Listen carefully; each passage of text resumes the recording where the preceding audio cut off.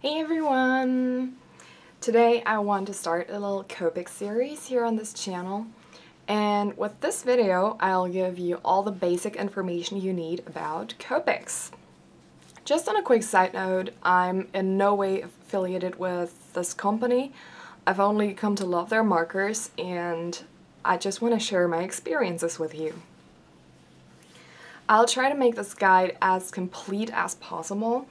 And I'm not going to throw out any of the markers because there are some people who just focus on the sketch markers and completely throw out the Ciaos and the original markers just because they don't use them or because they don't like them or whatever, but I don't think this is fair because everyone is different and everyone has different needs.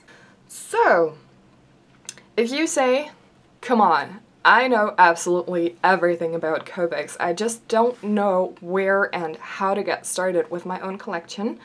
Please stay tuned for next week's video because this will be the topic there.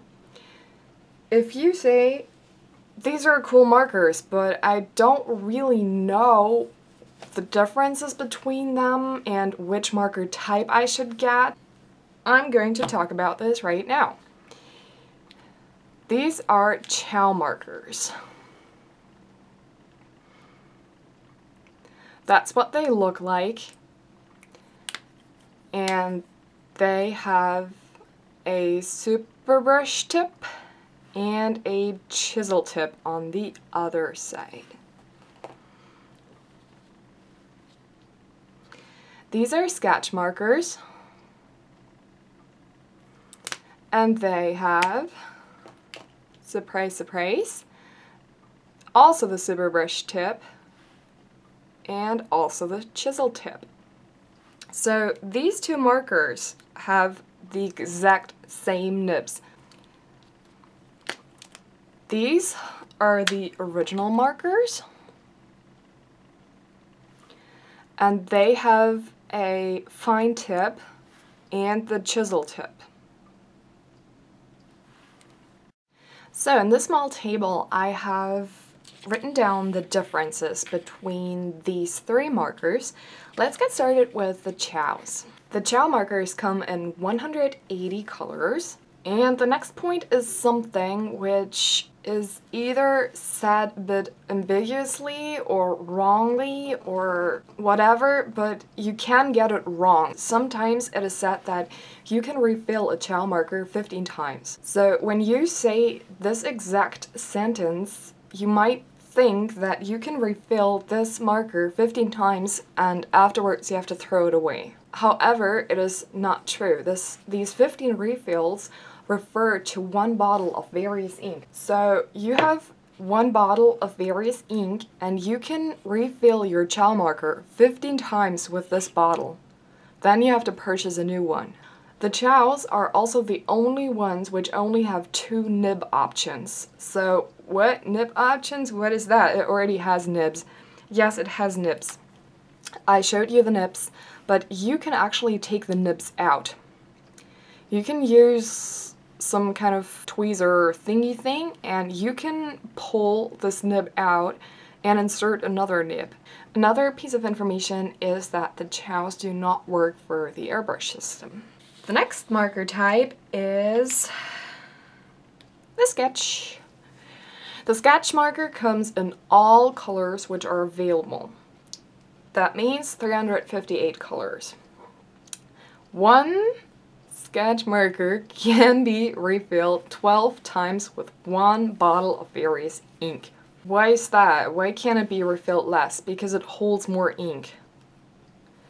The sketch marker is the first one which comes with one further nib variation.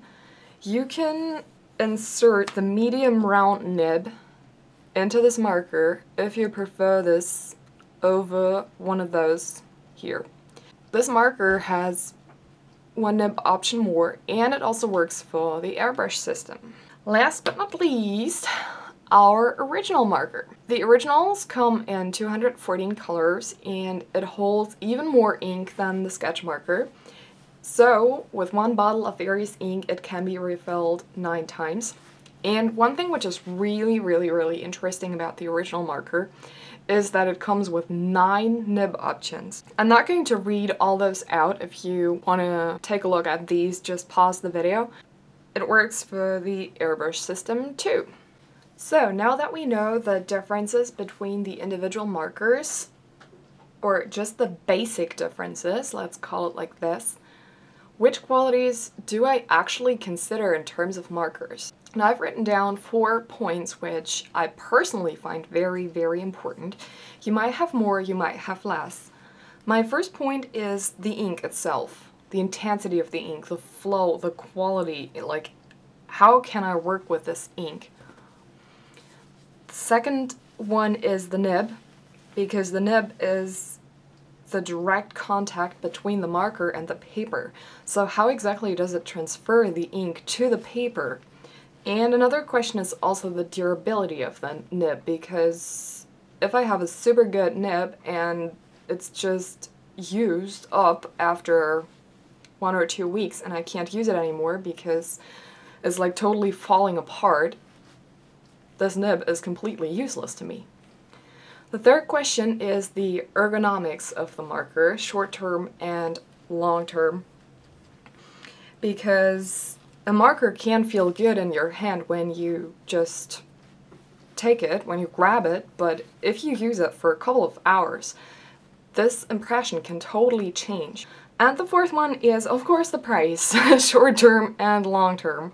So the first question regarding the ink can be answered quite easily, because all Copic markers have the same ink.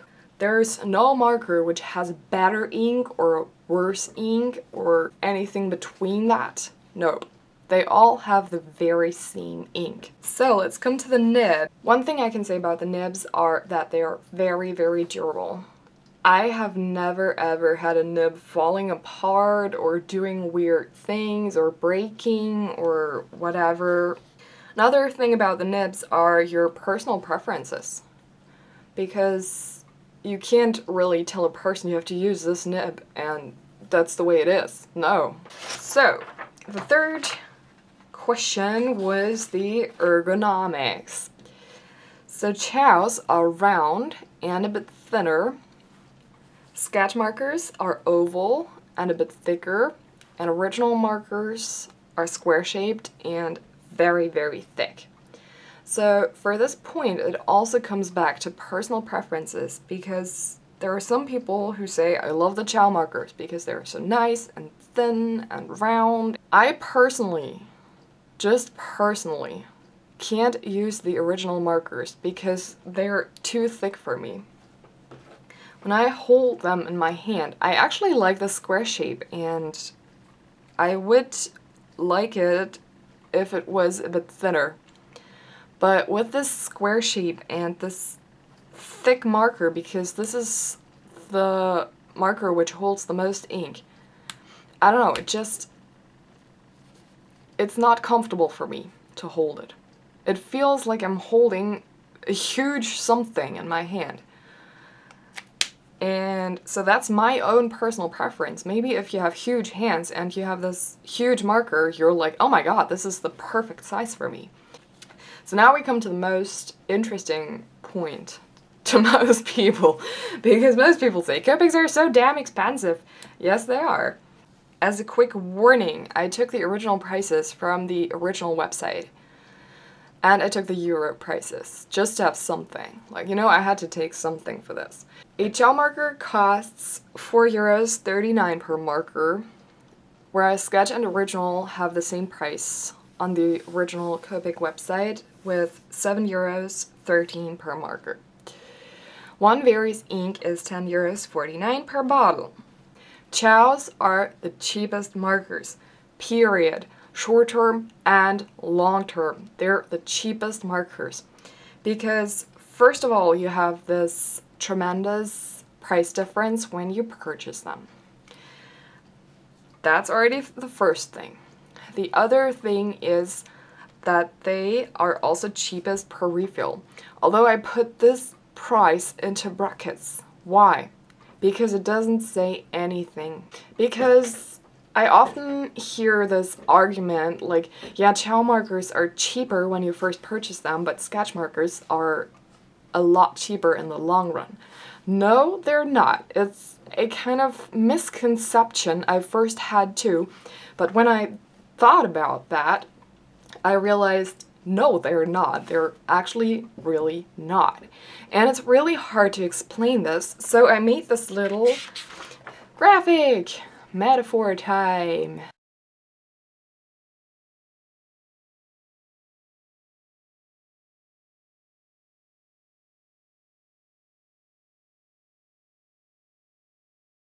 So this is the metaphor for Ciao markers, and this is the metaphor for sketch markers.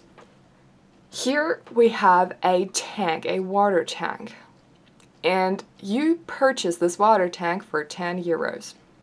The water tank is always the same. You purchase it for 10 euros in the Ciao example, and you also purchase it for 10 euros in the sketch example. Then this is you, or me, or whoever, and I purchase a bucket which holds 1 liter, and this bucket costs me 1 euro. Yeehaw! That's great. This person down here purchases a 2-liter bucket for 5 euros. Now this person has a larger bucket. There's still nothing in there. You get nothing for free, but you have paid 5 euros for it.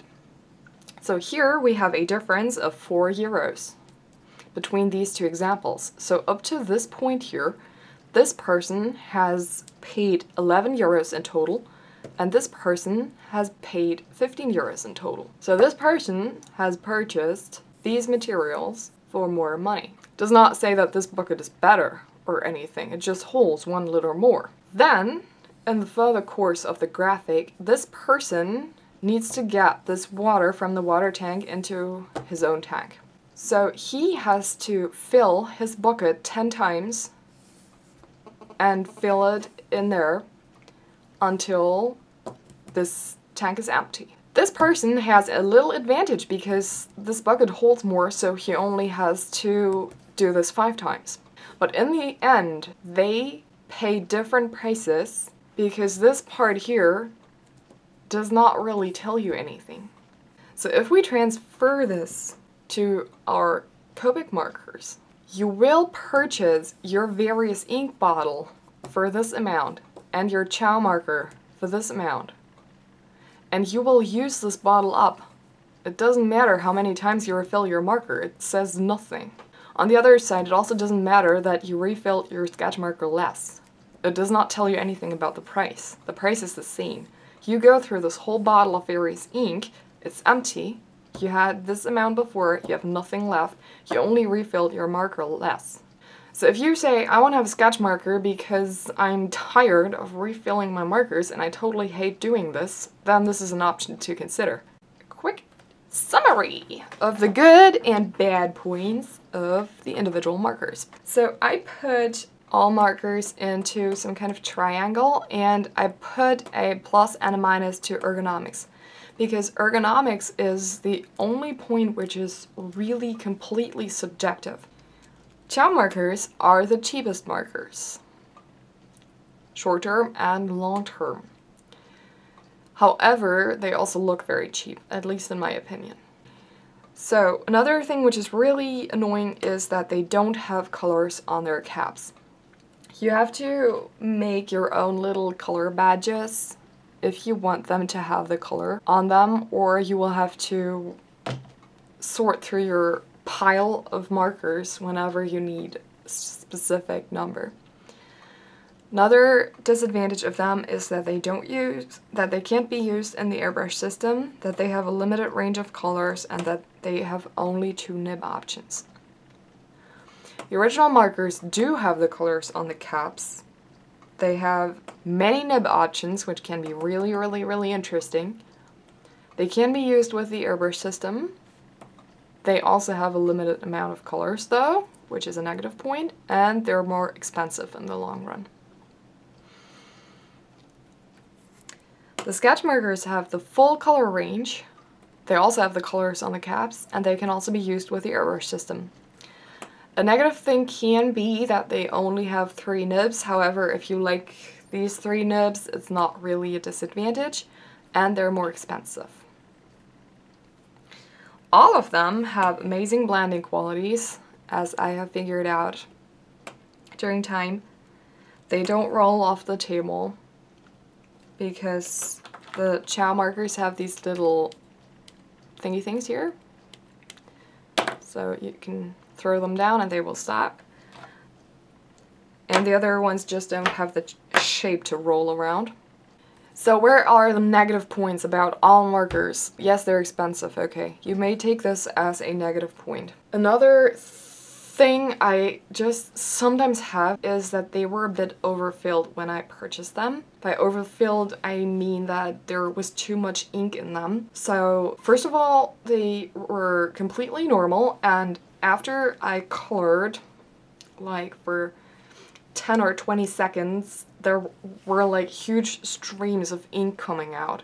And I had to pay a lot of attention there because this could have ruined my complete coloring. But I only had this problem with 1 or 2 markers, so I would not say that this is a regular problem. Another thing I have here is a little X behind some of the negative points. The X means that you can work on these disadvantages. Like, you can work your way around them.